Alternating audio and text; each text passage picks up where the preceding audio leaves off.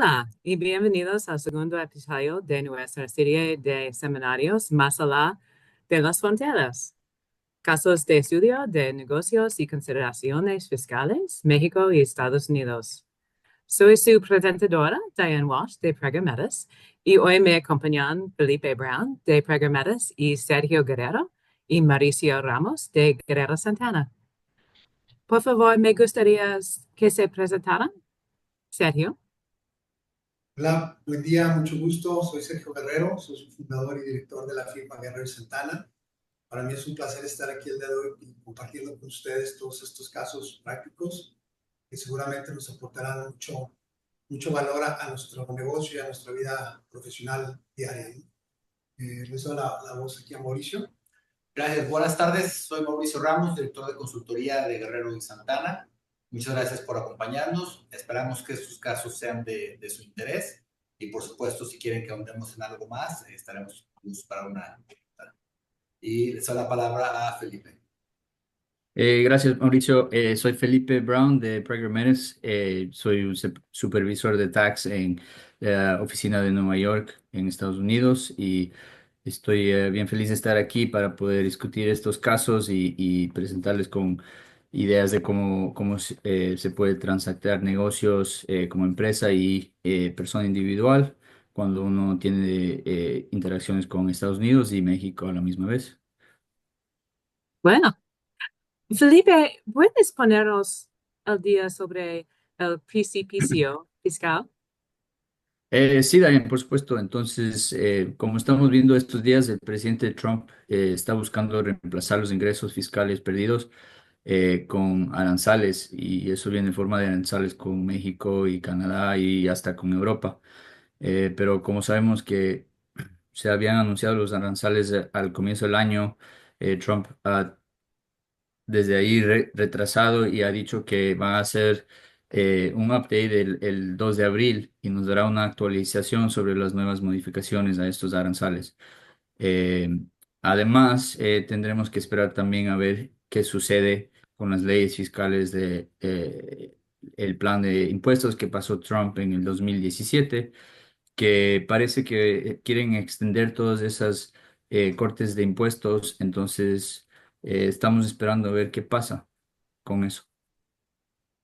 Bueno, y Sergio y Mauricio, ¿cuáles son las novedades desde México?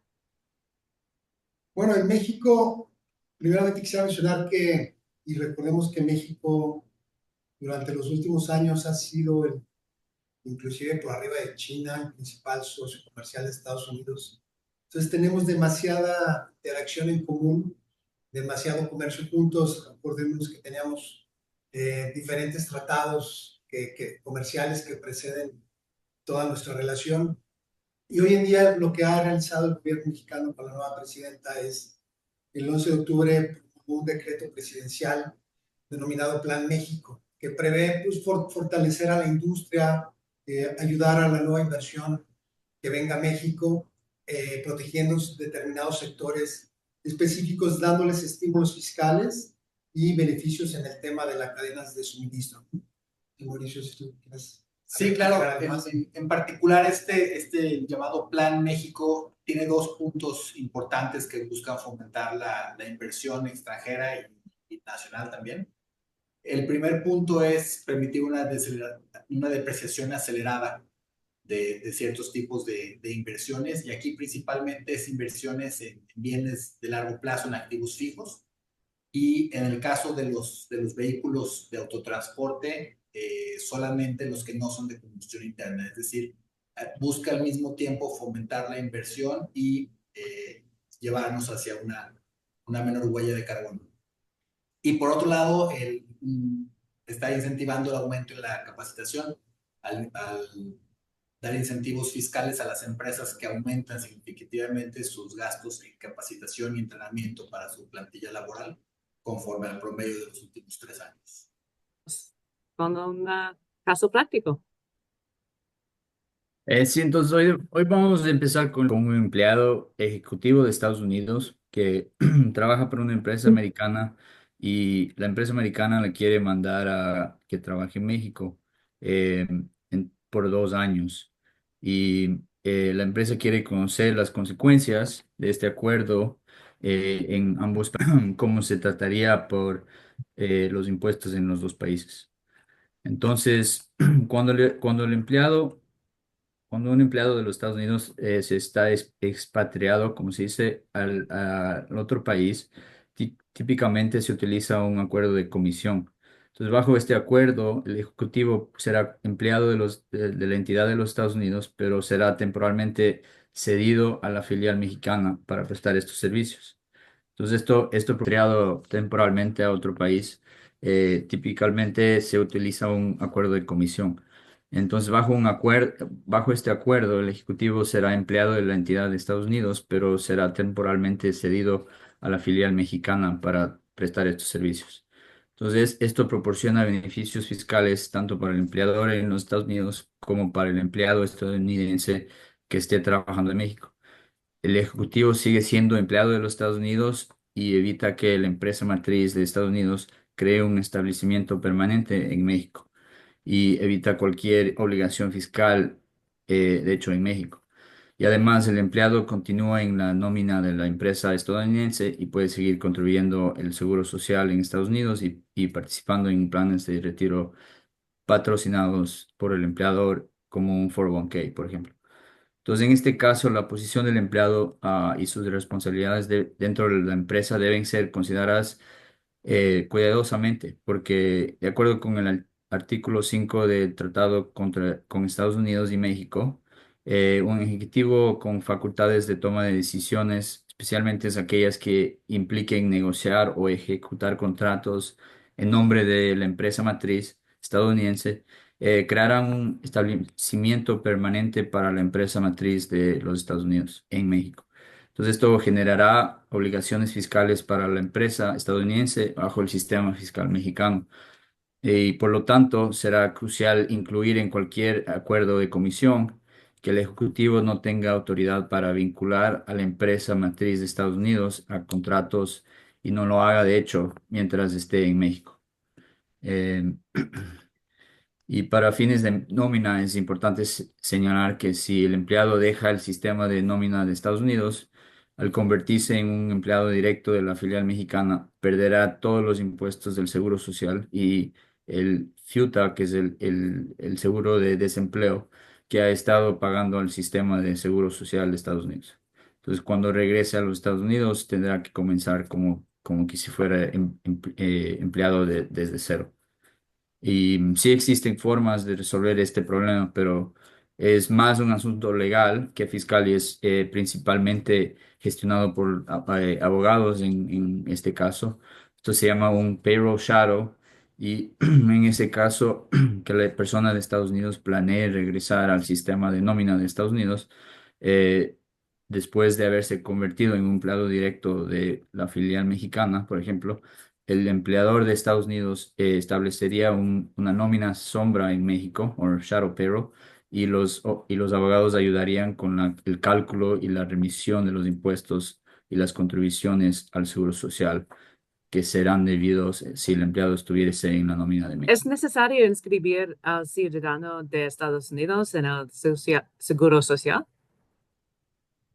Bueno, como bien mencionaba Felipe, si el empleado o el ejecutivo americano viene a la sociedad mexicana, donde ya existe un tema de subordinación, es decir, donde ya hay un horario fijo, una dependencia, es decir, se cumple con todas las características de la subordinación, sin lugar a duda, ese ejecutivo americano tiene que ser afiliado al Seguro Social y pagar cuotas de Seguro Social por él. Sin embargo, como bien mencionaba Felipe, la excepción es si él elabora realmente actividades bajo un tema temporal y de comisión, cuidando que no caiga en ese tema de establecimiento permanente, que es muy importante. El trabajador pudiera no ser afiliado en México y mantener por el acuerdo bilateral que existe entre Estados Unidos y México, mantener su seguridad social en Estados Unidos. ¿Sí? Pero hay que ser muy cuidadosos en el tema del contrato y de las actividades que efectivamente se está realizando aquí en México. Así es, en este caso, como bien mencionan, depende del alcance de las labores que realiza y para quién las está realizando principalmente. Si va a ser un empleado de la institución mexicana, de la entidad mexicana, entonces sí debería estar inscrito al Seguro Social. Y, pero depende de nuevo de cómo sea su esquema de trabajo, a quién esté reportando principalmente. Y por otro lado, si se mantiene, si se incluye la nómina aquí en México, buscar esa parte que no se pierda la antigüedad que tiene en la nómina en Estados Unidos. Bueno, ¿se puede excluir el empleado de Estados Unidos de alguna prestación de la empresa mexicana como la PTU? Bueno, si el trabajador adquiere la calidad de empleador de la entidad mexicana derivado de la relación de subordinación que existe, definitivamente sería sujeto del pago de la PTU, obviamente de acuerdo a las reglas que existen en la propia legislación laboral y fiscal para efectos del reparto, pero sin lugar a duda tendría que participar de ella. Sin embargo, si solamente tiene esa asignación internacional de manera temporal, estaría fuera de poder percibir el tema de la PTU. Así es. Y al igual que la PTU, todas las demás prestaciones, al final de cuentas no se hace distinción sobre nacionalidad. Entonces, si es un empleado de la entidad mexicana registrado ante el Seguro Social como un empleado de la entidad mexicana, independientemente de su nacionalidad o de la temporalidad, debe ser incluido en todos los planes de beneficios de la empresa mexicana conforme a la ley.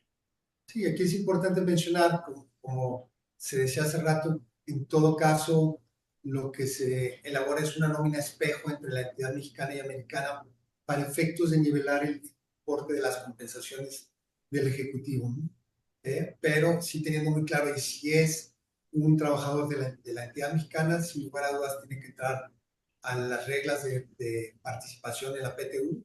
Si es bajo un tema temporal y una asignación, no participaría del tema de la PTU y el resto de las prestaciones. Bueno, ¿se puede acreditar en Estados Unidos en un puesto pagado en México? Sí, bueno, en este caso discutido, el ejecutivo de Estados Unidos que trabaja en México sigue siendo el empleado de Estados Unidos. Entonces, como tal, mientras no haya otro ingreso generado en México, el ejecutivo no pagaría impuestos en México. Sin embargo, si gana y paga impuestos sobre otros ingresos en México o recibe algún pago sujeto a retención en México, entonces ahí sí el ejecutivo podrá excluir esos ingresos extranjeros.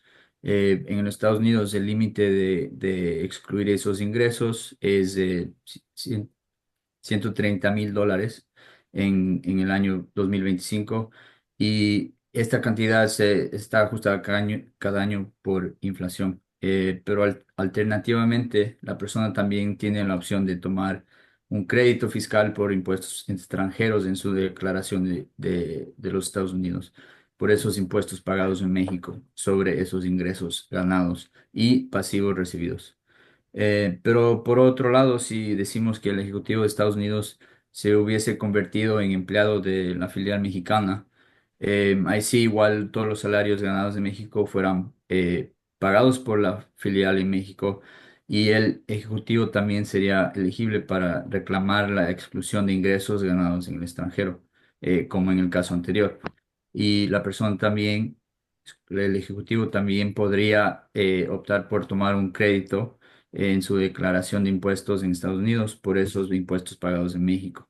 Entonces es importante señalar aquí que no se puede reclamar el crédito fiscal por los mismos ingresos sobre cuales los están excluidos por el impuesto extranjero. Y si hay como tomar un crédito por el ingreso que es encima de los ingresos excluidos en el extranjero. Como bien dice Felipe, es claro que al existir un tratado para evitar la doble tributación, si el Ejecutivo americano paga impuesto aquí en México, tendrá derecho a acreditarlo en Estados Unidos acumulando el ingreso respectivo o la respectiva exención que menciona Felipe. Normalmente las personas físicas aquí en México presentan su declaración a más tardar el 30 de abril, lo cual implicaría que casi de manera inmediata presentara su declaración en los primeros días de abril para efectos de poder estar en tiempo de efectuar su declaración en Estados Unidos. Y la parte más relevante aquí es que efectivamente no pueda existir una duplicidad, es decir, no puedo aplicar la exención y el crédito del ingreso al mismo tiempo, ¿no? Hay que ser muy cuidadosos en esa parte. Bueno, discutamente el siguiente caso. Muy bien. Este caso que quisiéramos plantear es acerca de cuando un individuo quiere comprar una propiedad del otro país. En el caso concreto, alguien persona de nacionalidad mexicana quiere comprar una propiedad en Estados Unidos, ya sea cerca de un resort de esquí para irse a esquiar en la temporada de invierno o en San Diego para ir a vacacionar, etc. ¿No? Entonces, queríamos comentar acerca de las principales implicaciones que tiene comprar una propiedad en Estados Unidos siendo residente mexicano. Sí, y más ahí que, como bien menciona Mauricio, es muy probable que esa propiedad se rente en ciertos periodos del año. Entonces, la persona mexicana, ¿qué tratamiento le debe de dar a esos ingresos que obtenga por el arrendamiento de esa propiedad en Estados Unidos? De aquí creo, Felipe, va a ser muy importante e interesante escucharte cuáles son las alternativas y las diferentes implicaciones.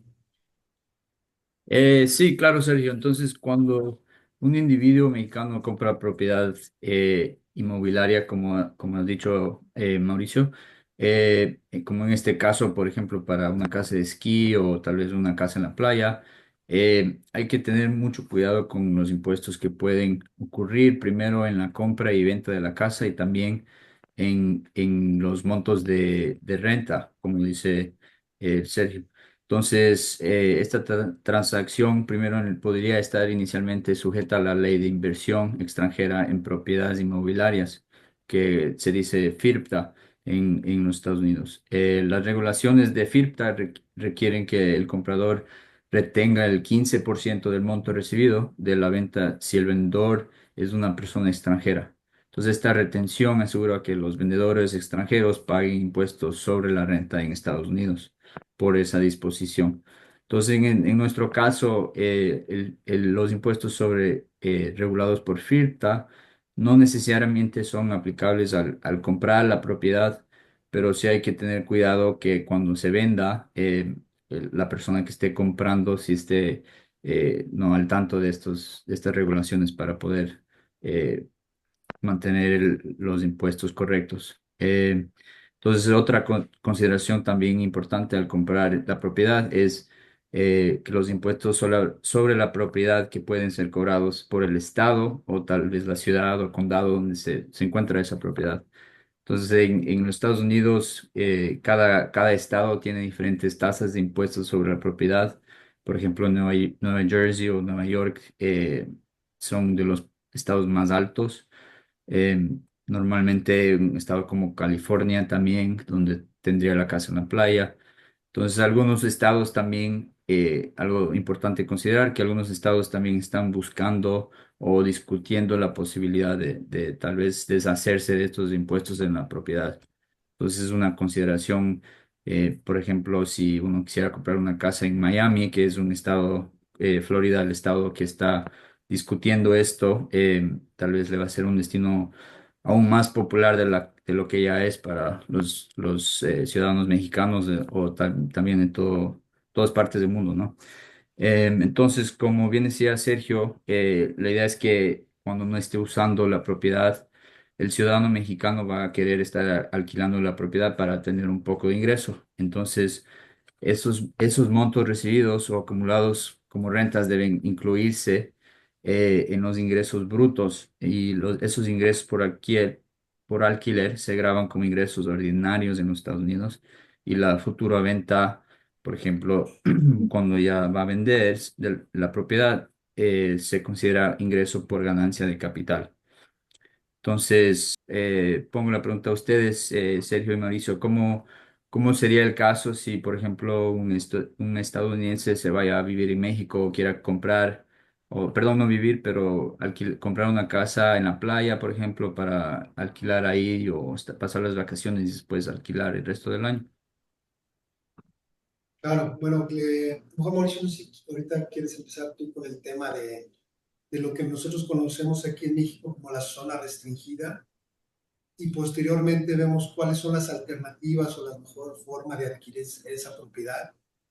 Y antes que se olvide, Felipe, hay un tema muy importante que creo que lo veremos más adelante, que es el tema del impuesto a la herencia en Estados Unidos, que creo habría que retomar un poquito más adelante. Pero, Mauricio, no sé si nos platicas de lo que aquí en México conocemos como la zona restringida. Sí, claro, aquí en México, y eso viene en la Constitución, existe una franja de 100 kilómetros a lo largo de la frontera y de 50 kilómetros a lo largo de la costa del litoral, en la que solamente los mexicanos pueden comprar propiedades, es decir, ningún extranjero puede comprar una propiedad en esa zona restringida, 100 kilómetros alrededor de la frontera, a lo largo de la frontera y 50 kilómetros de la playa, lo cual obviamente México sabemos que es un país muy atractivo, con muy buen clima, muy bonitas playas, entonces principalmente las casas en la playa son un atractivo para los inversionistas extranjeros. Pero como bien dice Sergio, sí hay maneras en las que se puede adquirir los derechos sobre una propiedad, si bien no la propiedad directamente. Y las dos maneras principales en las que se puede hacer es una a través de un fideicomiso, en la que se constituye un fideicomiso. El fideicomiso es quien compra la propiedad y por supuesto que el inversionista extranjero es quien tiene los derechos sobre el fideicomiso y puede disfrutar del uso de esa propiedad. Y la otra manera es a través de una empresa, de una sociedad, en la que de nuevo se constituye una empresa aquí en México bajo las leyes mexicanas, la cual permite que tenga inversionistas extranjeros, accionistas extranjeros, y entonces es la empresa mexicana quien compra la propiedad.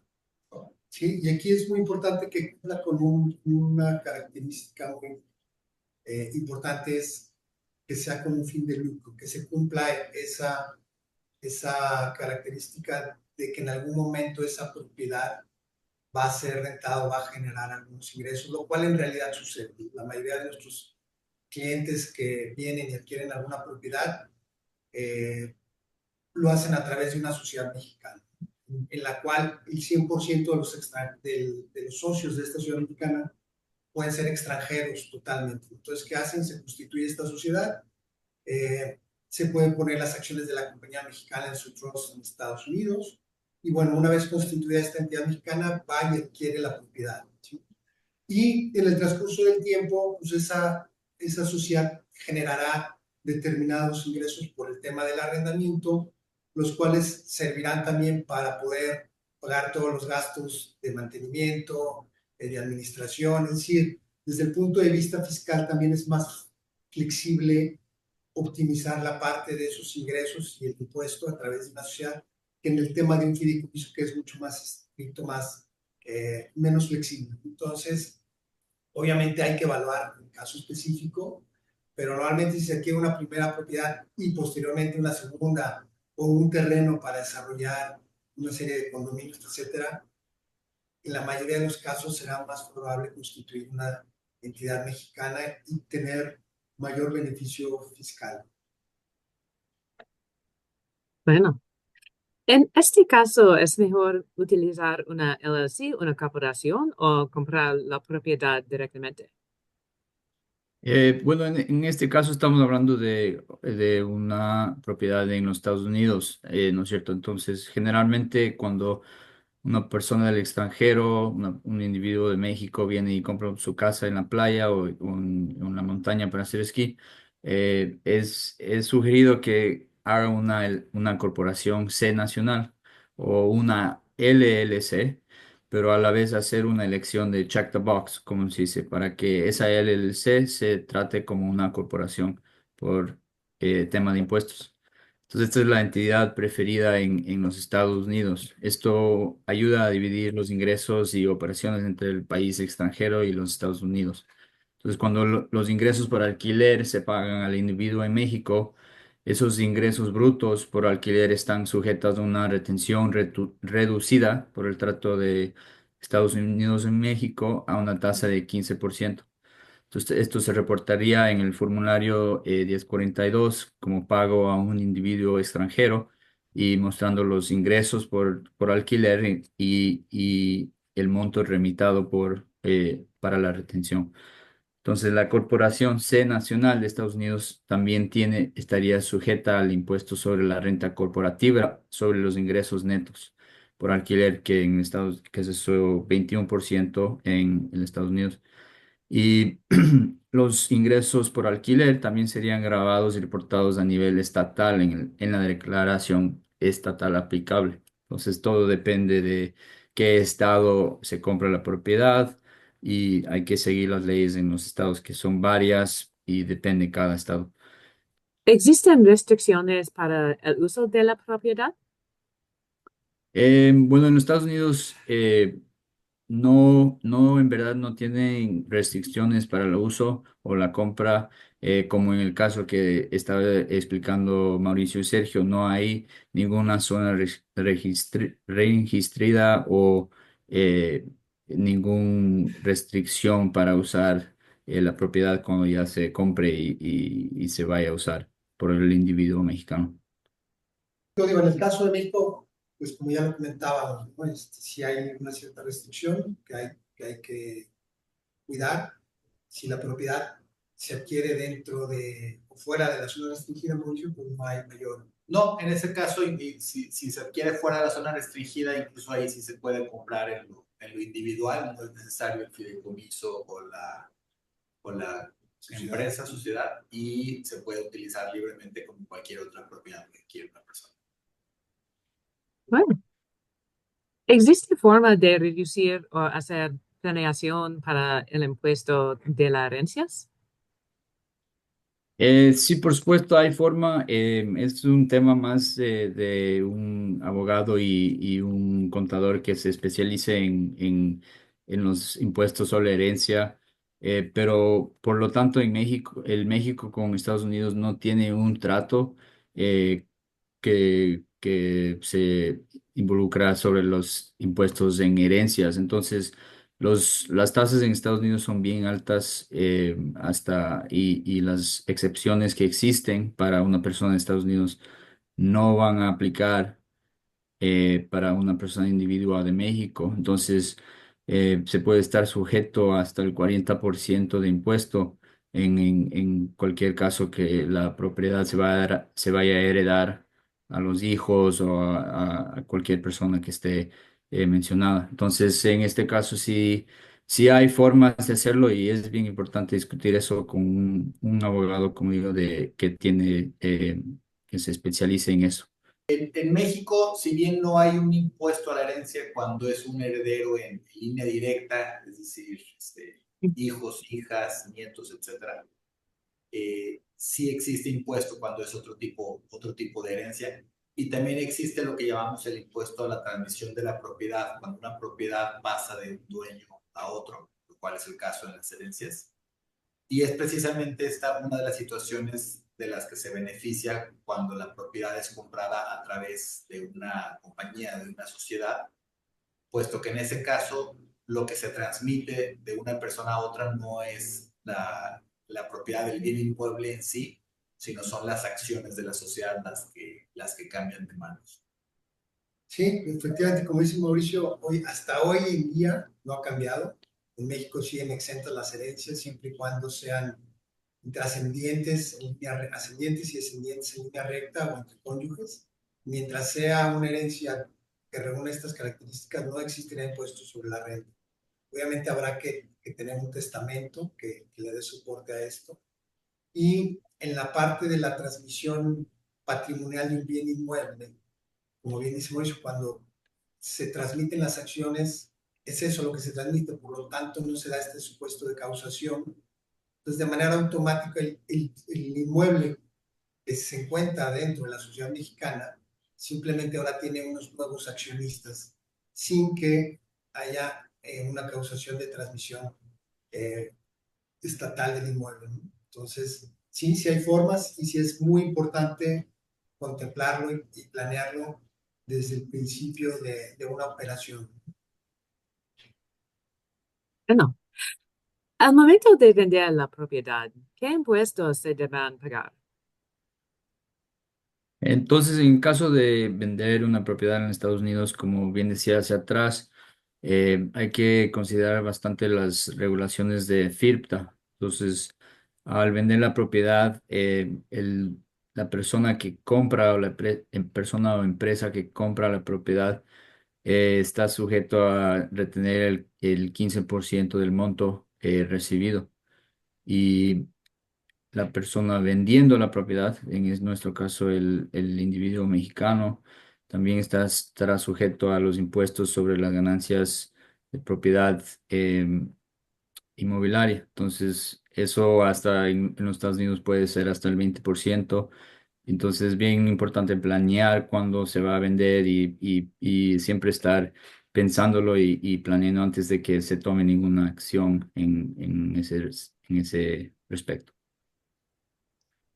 Así es. En el caso de México, tiene un tratamiento distinto si la propiedad fue comprada a través de una sociedad o a través de un fideicomiso o en lo personal.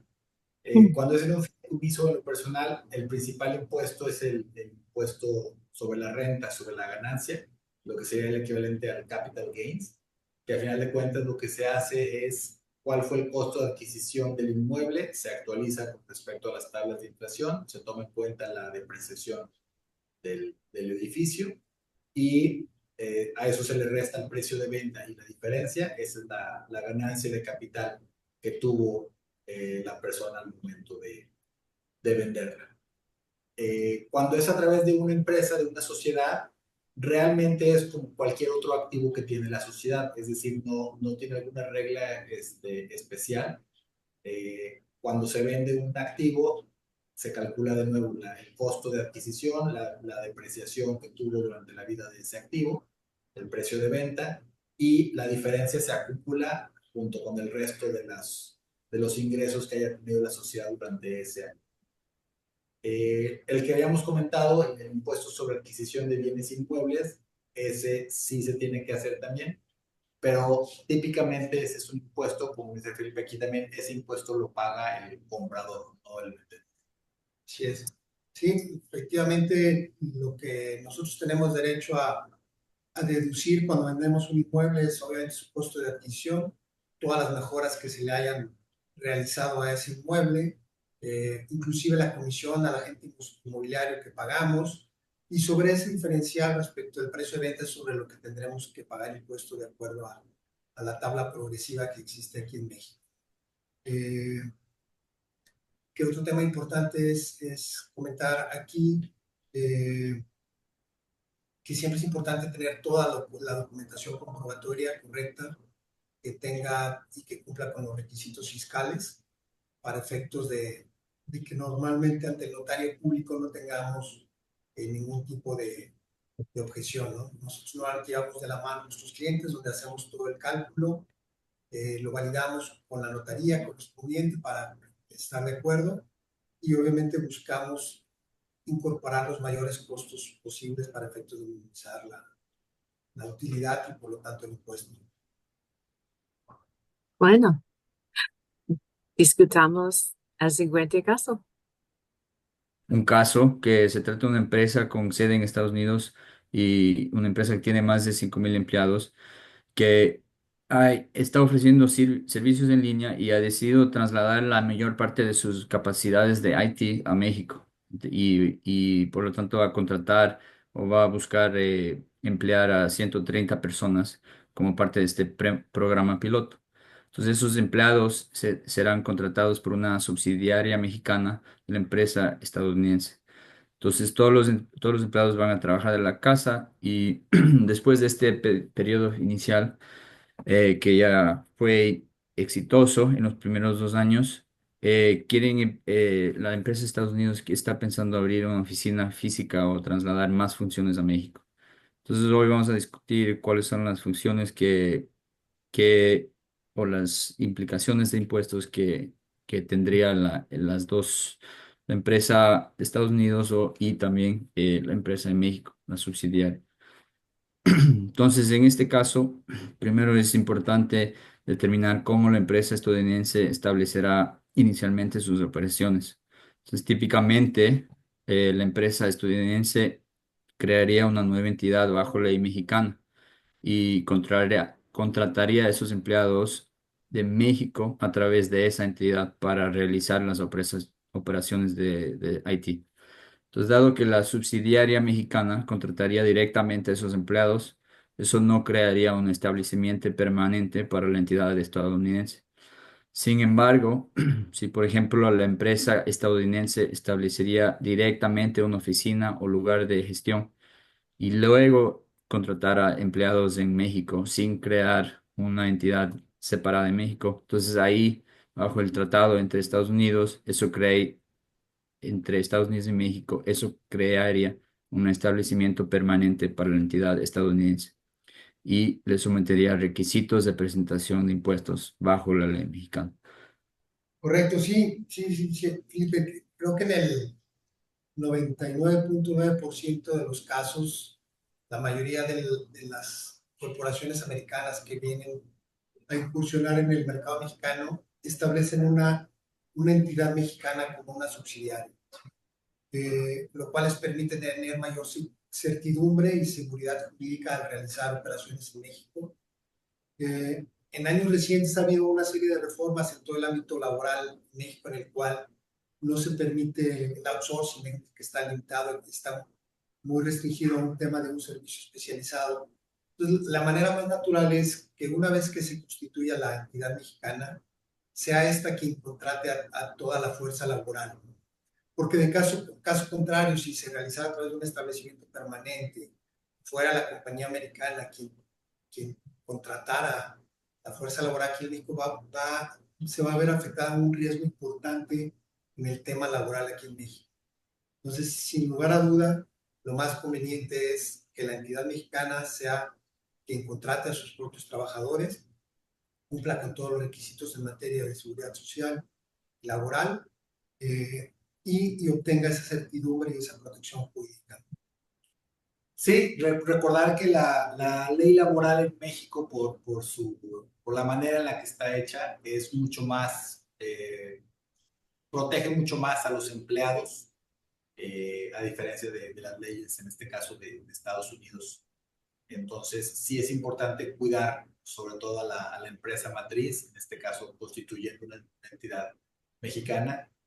Y por otro lado, también muchos de los procesos administrativos, muchos de los procesos de reporte, etcétera, son mucho más sencillos al ser una entidad mexicana que al hacerlos a través de una entidad extranjera operando en México.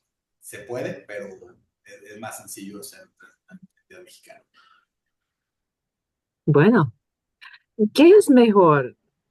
¿Contratar directamente a los empleados o crear un subsidiaria en México? Bueno, Dayan, como bien acabo de decir Sergio y Mauricio, creo que siempre, la mayoría de casos, es mejor establecer una entidad separada en México, bajo la ley de México, y por ahí contratar los empleados. Eso ayuda a que la empresa de Estados Unidos no crea un establecimiento permanente y no tenga que estar sujeto a los requisitos de presentación de impuestos en México. ¿Qué tratamiento fiscal se debe dar a los servicios prestados por la subsidiaria a la matriz? Siempre que una empresa posea una entidad subsidiaria en una jurisdicción diferente, se debe tener una consideración especial sobre cómo las empresas se proporcionan servicios entre sí y cómo se deben fijar correctamente los precios de esos servicios. Entonces, debido a que existe una relación entre las dos entidades, siempre hay tendencia entre las dos entidades relacionadas de intentar mover el dinero de una jurisdicción que cuesta más el impuesto a una que es más barato el impuesto. Entonces, esto se puede lograr en una forma, por ejemplo, que la empresa matriz pague en exceso por los servicios realizados por la empresa subsidiaria para reducir su ingreso imponible en su jurisdicción y encima aumentar el ingreso imponible en la jurisdicción de la subsidiaria donde el impuesto puede ser más bajo. Entonces, para evitar esto, debemos seguir las regulaciones de precios de transferencia que son establecidas internacionalmente por la Organización para la Cooperación y el Desarrollo Económico, o la OCDE. Entonces, según estas reglas de precios de transferencia, estas transacciones deben ser consideradas como transacciones a valor de mercado. Entonces, significa que el comprador y el vendedor, en este caso la empresa matriz y la subsidiaria, tienen que actuar como que en una manera independiente, como que si no tuvieran relación entre sí. Es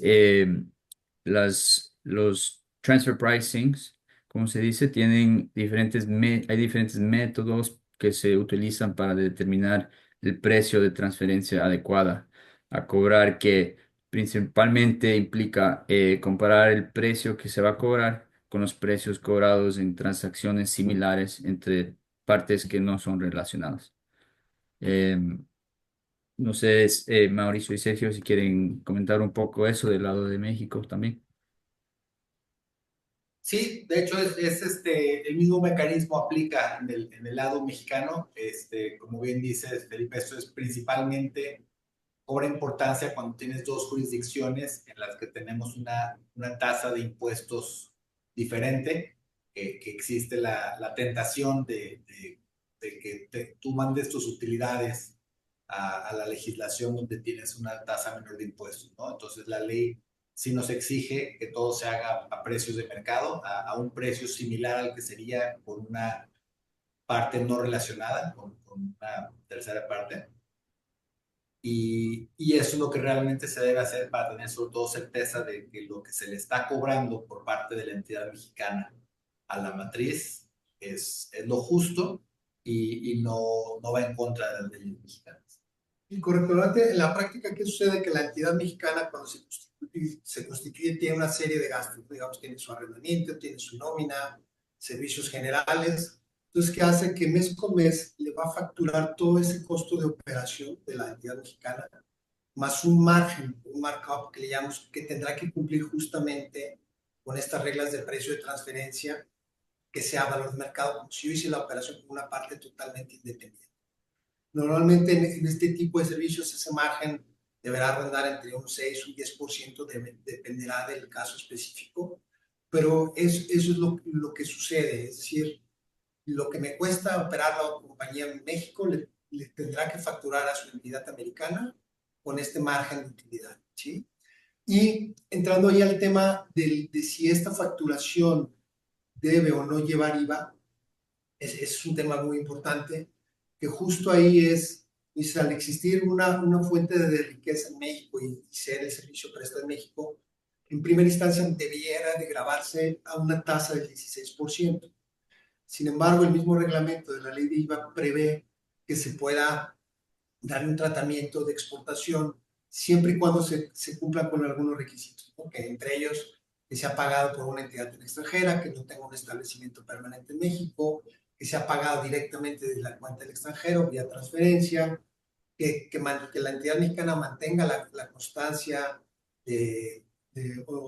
la constancia de identificación fiscal de Estados Unidos, y si se cumplen con todos los requisitos pudiera darse el tratamiento de exportación de servicios y no generar el IVA, ¿no? Porque en caso contrario, Mauricio, pues ese IVA se convierte En un costo para la empresa estadounidense o extranjera, el cual pues, realmente si le agregas 16% al costo de un servicio, te saca totalmente del mercado, ¿no?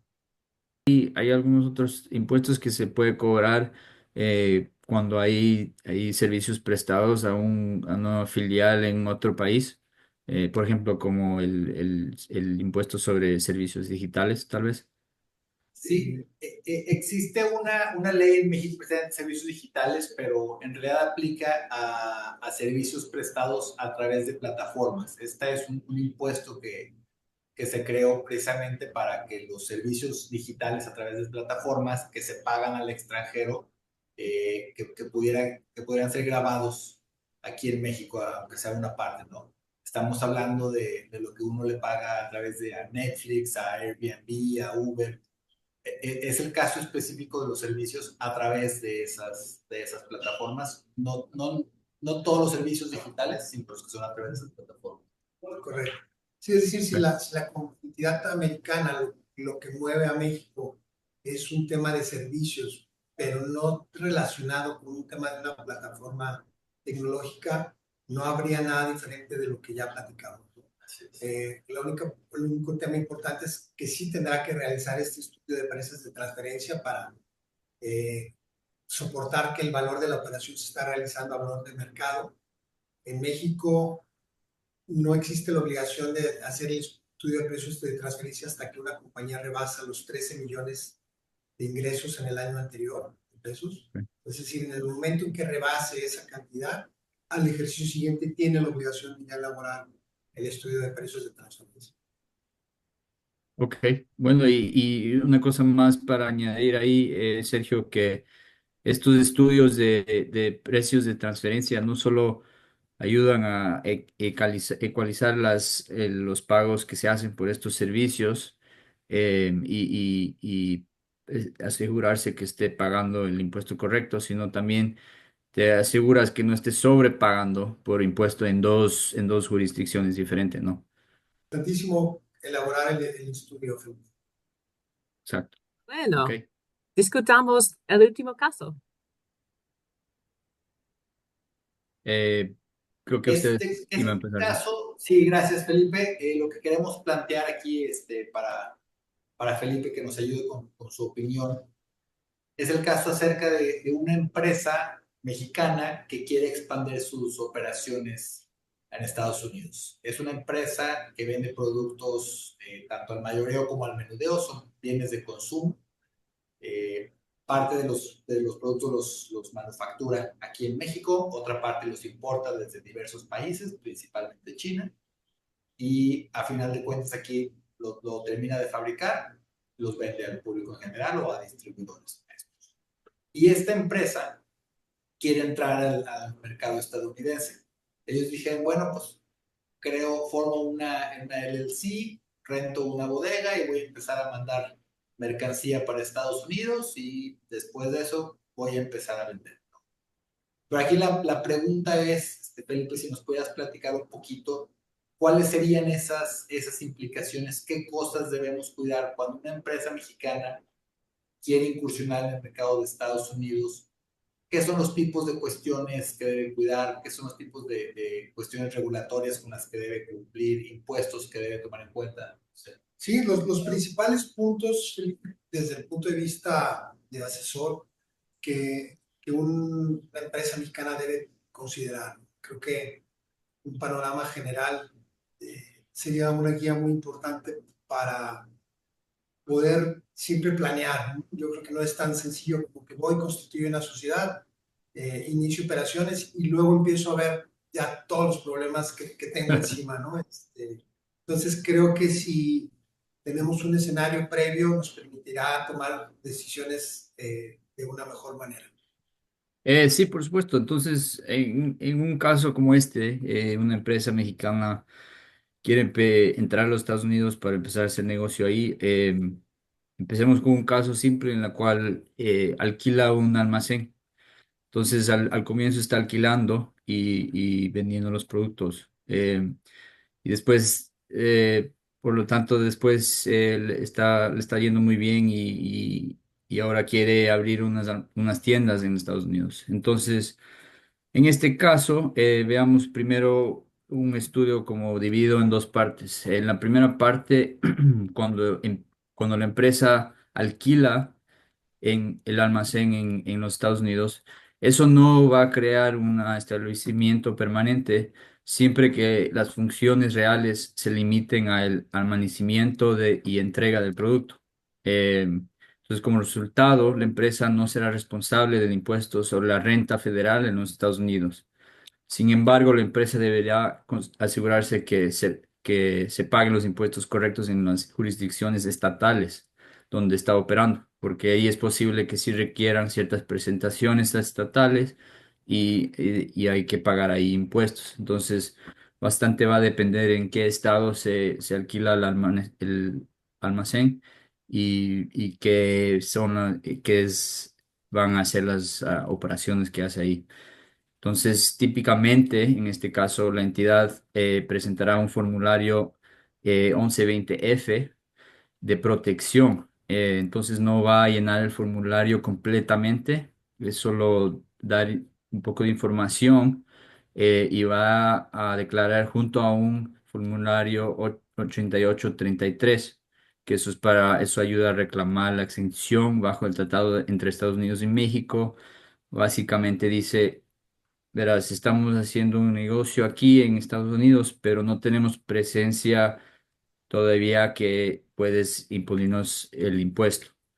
Entonces, esta presentación limitada se completa en las primeras etapas de una operación de este nivel, ¿no? Que una empresa mexicana esté entrando a los Estados Unidos. Entonces, como decía antes, también es importante ver qué impuestos estatales, porque eso sí, los estados dentro de los Estados Unidos, aunque no tengas obligación federal, siempre va a haber obligaciones estatales sobre el ingreso.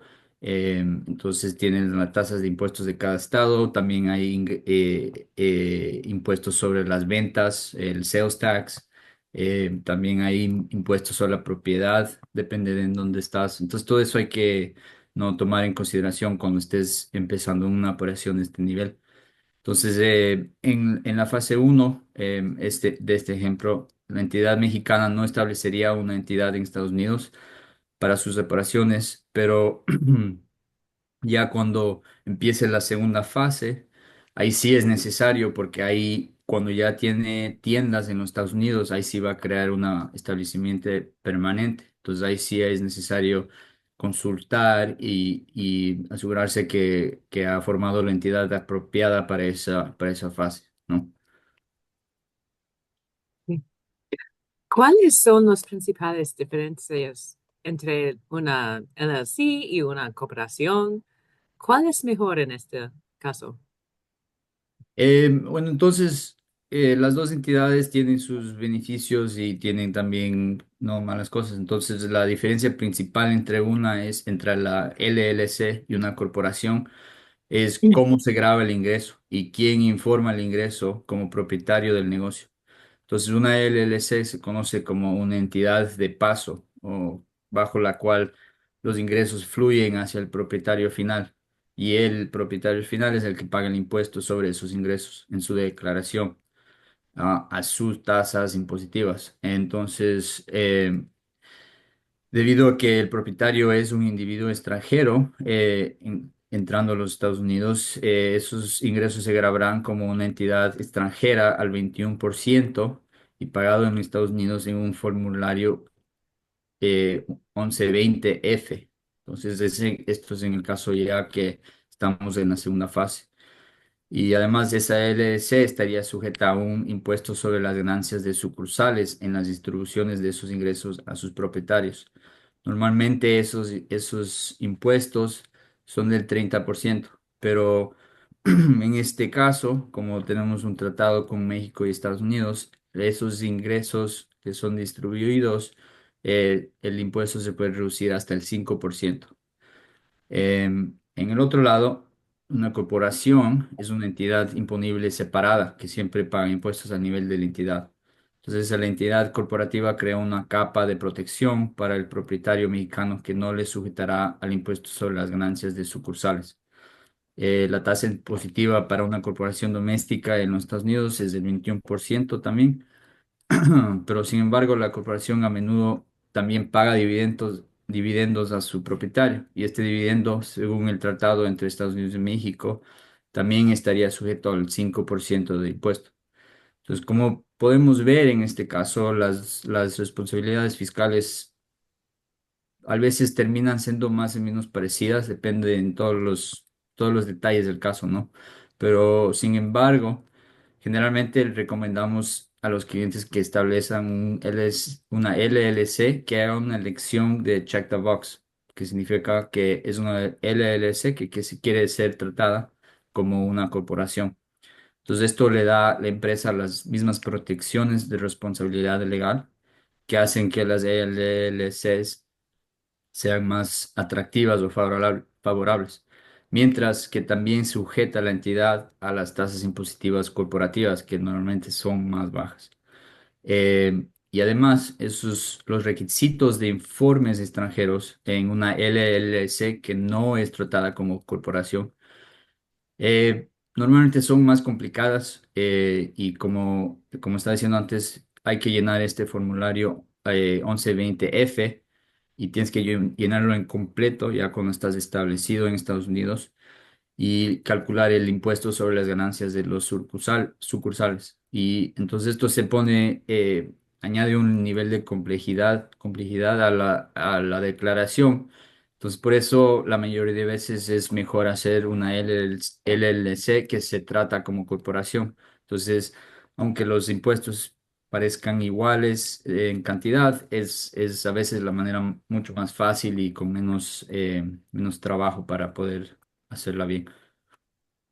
¿Cuáles son los principales impuestos a los que estará sujeta la empresa? ¿Cómo puede agregarse el complemento? Sí, entonces, como bien decía antes, depende en qué fase estemos de la operación. Ya una empresa establecida con tiendas en los Estados Unidos, lo más seguro es que esté formada como una corporación o una LLC que se trate como corporación. Entonces ahí tenemos el impuesto del 21% sobre las ganancias en los Estados Unidos y cualquier dividendo que se vaya a pagar a los propietarios en México está solamente sujeto al 5% de retención. Encima más depende de los estados en donde esté operando la empresa. Hay impuestos a cada estado tiene diferente tasa de impuestos. Los impuestos de la venta, impuestos de propiedad. Entonces hay que tener mucho cuidado en la fase de planear esta operación en donde se va a empezar ¿no? el negocio para tratar de reducir los impuestos que se tienen que pagar. ¿Cuáles son las principales implicaciones para una LLC o cooperación al tener dueños extranjeros? Sí, entonces generalmente la entidad en los Estados Unidos deberá informar cuidadosamente todas las actividades intercompañías con la entidad matriz de México. Estas actividades van a ser reportadas en un formulario 5472 cada año. Estos formularios no son muy largos, pero es bien importante llenarlos correctamente y no olvidarse o no estar en una situación donde no estás al día con estas reglas, porque al no presentar este formulario puedes resultar en unas sanciones extremas hasta de $25,000 por formulario que no hayas presentado o que no hayas presentado correctamente. Entonces, encima más, la empresa también va a reportar o pagar los dividendos a sus propietarios mexicanos. Entonces, ahí deben retener el impuesto aplicable, en este caso el 5% por el trato de México y Estados Unidos. Y deben reportar los pagos de dividendos anualmente en un formulario 1042 y 1042S. Como discutimos anteriormente, también una LLC tiene los requisitos de presentación más complejos por este impuesto al sucursal que se llama el Branch Profits Tax en Estados Unidos. Entonces, ese formulario 1120F es más complicado y toma más tiempo en llenarlo correctamente y las calculaciones son bien difíciles, ¿no? Entonces, a veces tiene sentido eso, pero la mayoría de veces es más fácil y menos costoso, ¿no? Hacer como una corporación eh, directa o una LLC que se trate como corporación. Y encima también tenemos que considerar, como estábamos discutiendo antes, las transacciones entre las partes relacionadas deben realizarse al valor de mercado. Hay que seguir las reglas de transfer pricing y asegurar que no se esté evitando los impuestos en ninguna jurisdicción, ¿no? Bueno, se debe considerar a los empleados de la entidad de Estados Unidos para la PTU. En este Por- caso, en caso de que se cree, como dice Felipe, una LLC que sea tratada como corporación o una o una corporation, no deberían tratarse porque ya se rompen, ya son dos entidades separadas. Entonces, las utilidades de una empresa no se consideran para calcular, en este caso, la PTU, la participación de los trabajadores y sus utilidades en la empresa mexicana. Sí, creo que está claro ahí el tema que no, digo, al ser dos entidades jurídicas totalmente independientes, con legislaciones fiscales y laborales totalmente independientes, no habría una participación de los empleados en la entidad de Estados Unidos referente a PTU. Qué mucha información. Muchas gracias a todos. Vamos a tomar un breve descanso y tiene alguna pregunta, por favor, escríbela en la chat.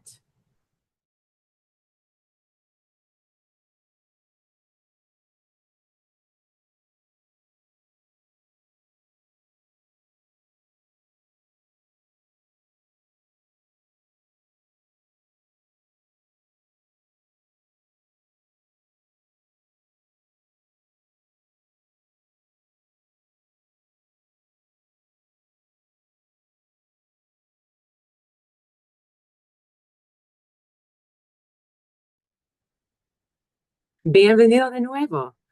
¿Han llegado algunas preguntas? ¿Están listos, Felipe y Sergio y Mauricio? Sí, bueno. Buenas tardes, sí, claro, listos. Parece que hay muchos tipos diferentes de impuestos que se pueden deber. ¿Cómo me aseguro de que todos los impuestos estén en orden? ¿Puede mi contador encargarse de todo esto por mí? ¿O necesito contratar a diferentes contadores para manejar los diferentes tipos de impuestos? You're muted. Disculpas por eso. Buenas tardes. No, gracias Dayan por la pregunta. En este caso, creo que va a depender, no sé si también Sergio y Mauricio quieran hablar un poquito de esto, pero en Estados Unidos a veces cuando tiene una persona extranjera negocios o tiene una presencia en el estado, en el país. Tiene a veces contadores que se especialicen en diferentes cosas. Entonces, puedes tener un contador que te haga las presentaciones de impuestos corporativos, otra persona que te haga el impuesto personal, eh, cuando estás hablando de los sales tax o taxes de propiedad. A veces hay otro contador que te puede hacer eso. Entonces, sí hay empresas más grandes que tienen, ¿no? divisiones o partes que se especializan en esos y puedes conseguir todos los servicios en el mismo lugar, pero también hay a veces necesidad de, ¿no? buscar un especialista en cualquiera partes. No sé, Sergio y Mauricio, cómo va la cosa en México. A veces creo que me estaban contando que no es así, ¿no? Más es todo, todo en un lugar.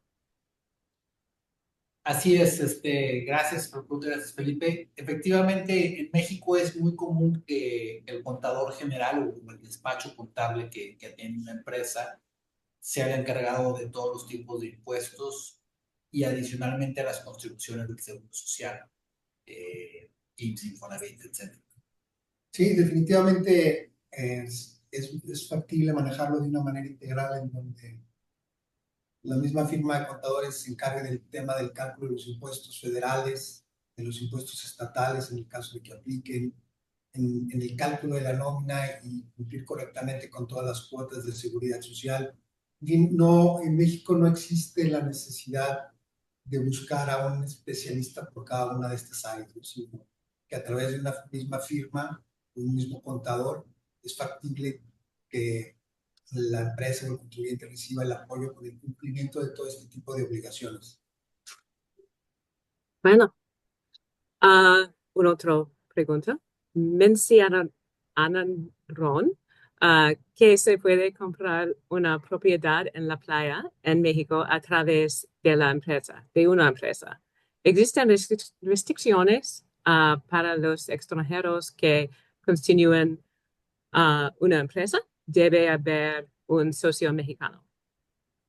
En realidad no existe una restricción. La totalidad de los accionistas de la compañía mexicana pueden ser extranjeros. Obviamente esta compañía, al tener inversión extranjera, tiene que estar registrada en el registro de inversión extranjera, que es un registro especial aquí en México, en el cual se tiene que dar aviso, y dependiendo de los movimientos que tenga el capital de la sociedad o la inversión en esa sociedad, habrá que presentar algún aviso anual o algún aviso cuatrimestral. Pero en realidad no existe una restricción como tal. Inclusive, aprovecho y menciono que es factible que también se pueda obtener una residencia temporal al hacer este tipo de inversión en una sociedad y consecuentemente en un bien raíz. Entonces, no sé, Mauricio, si tú visualizas algún otro tema de restricción, pero creo que no lo hay. De restricción como tal, no, solamente sí es importante que al constituir la empresa se ponga la cláusula en la que se admiten extranjeros, y se debe dejar muy explícito que el extranjero acepta ser tratado como si fuera un ciudadano mexicano. Es decir, no tendrá un tratamiento especial, sino que se regirá por las mismas leyes mexicanas, pero sí, definitivamente pueden ser totalmente accionistas extranjeros. Bueno, incorporar una empresa en México, ¿qué tan complicado es? Tengo un viajar a México a pasar algún tiempo en el país. ¿Cuáles son las principales obligaciones?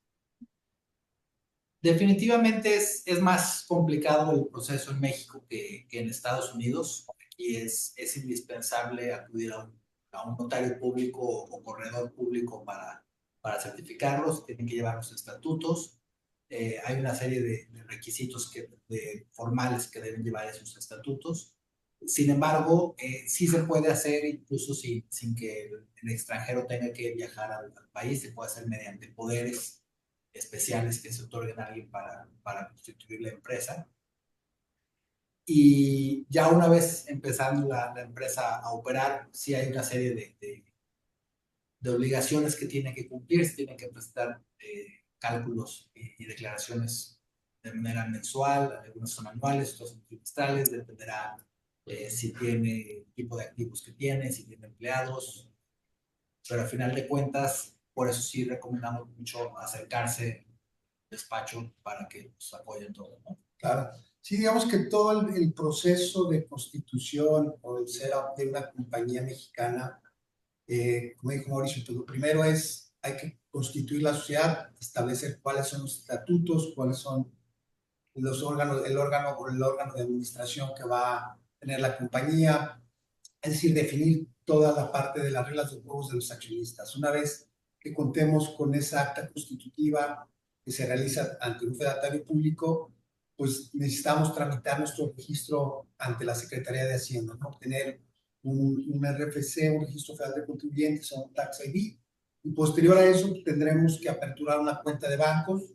Hoy en día los bancos, hay bancos que son más ágiles que otros, pero digamos que una vez que la compañía ya tiene su cuenta de bancos, ya está lista para operar. Entonces, todo este proceso tendrá aproximadamente un lapso de 3 semanas, un mes, dependerá también muchas veces de cómo fluyan los documentos que se requieren para formalizar la Constitución, pero digamos que ese es el panorama promedio en el cual puede estar lista una sociedad nueva para operar y realizar negocios en México.